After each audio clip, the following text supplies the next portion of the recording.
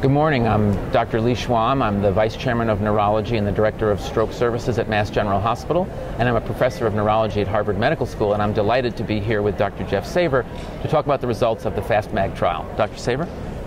Good morning. I'm Dr. Jeffrey Saver. I'm a Professor of Neurology at the UCLA School of Medicine and Director of the UCLA Comprehensive Stroke Center and Principal Investigator of the NIH FAST-MAG trial. So Jeff, let's go right to the top-line results. Tell me what you found in the FAST-MAG trial. Well, we set out to do things: to test magnesium sulfate as a potential neuroprotective agent delivered in the ambulance, and to devise a system to treat patients in the first minutes after onset in a pivotal phase 3 trial.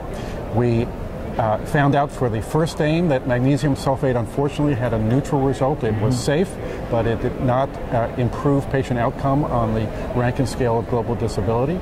But for the second aim, we did succeed in treating patients earlier than ever before. The average time from onset, last known well, to start of study drug in FAST-MAG was 45 minutes. 74% of patients were treated in the first 60 minutes, the golden hour after onset. So it was a success in systems, but a disappointment in molecule. So let's ask about the molecule itself. Do you think that magnesium is a potentially effective treatment and that we could have done something different in this trial, change the endpoint or give it faster? Or do you think that magnesium has had its shot at the plate and it was a swing and a miss? Yeah, I think that this is likely the end of the line for magnesium sulfate.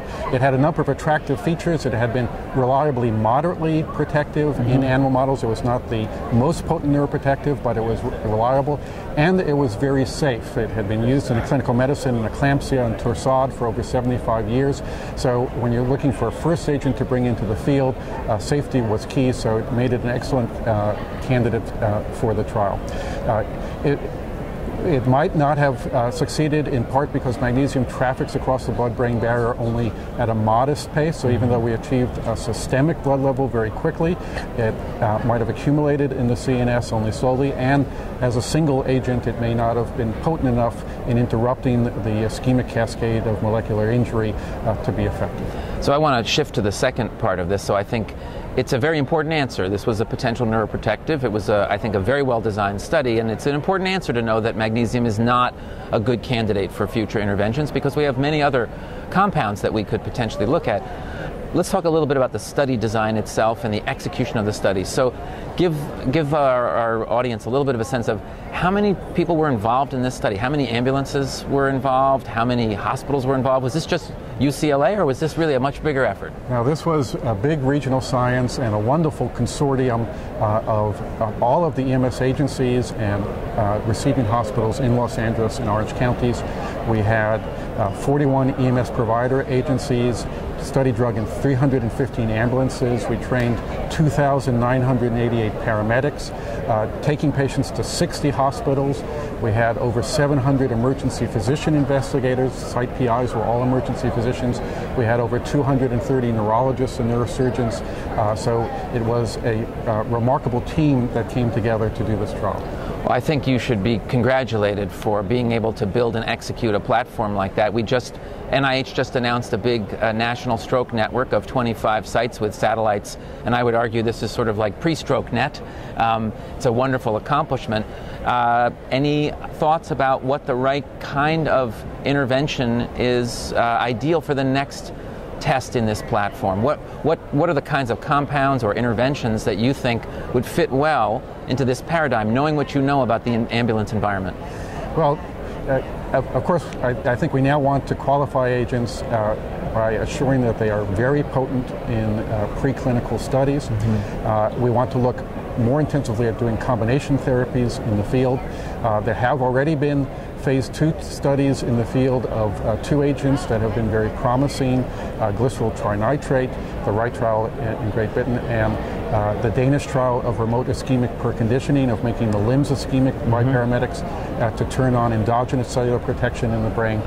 So I think we know that in animals, the right drugs work when given in the first 1 to 2 hours. We now have a system in humans that we can reliably get drug to patients in an ethical, informed consent manner in the first 1 to 2 hours. So we just need to bring those together. One last question. How much do you think the unique environment of Southern California contributed to the success of this platform?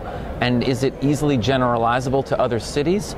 Or are there key features about the Southern California environment that you would say should be in place if another city would want to build and implement a pre-hospital platform like this? Well, I think it's very generalizable because Southern California is so much like the rest of the U.S. We have provider agencies that were dense urban core and others that were in remote rural regions.